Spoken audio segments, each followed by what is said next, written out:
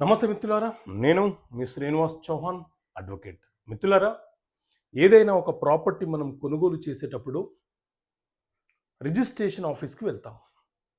Register ఎవరైతే ఉన్నారో అతను సరైన కారణం లేకుండా రిజిస్ట్రేషన్ చెయ్యను అని చెప్పి నిరాకరించి మనకి ఇబ్బంది పెట్టే ప్రయత్నం చేస్తే రిజిస్ట్రేషన్ కోసం మనం న్యాయస్థానంలో కేసు ఫైల్ చేసుకోవడానికి అవకాశం ఉంటుందా? సో మిత్రులారా, మన దేశంలో రిజిస్ట్రేషన్ యాక్ట్ 1908 అనే చట్టం అమల్లో ఉన్నది.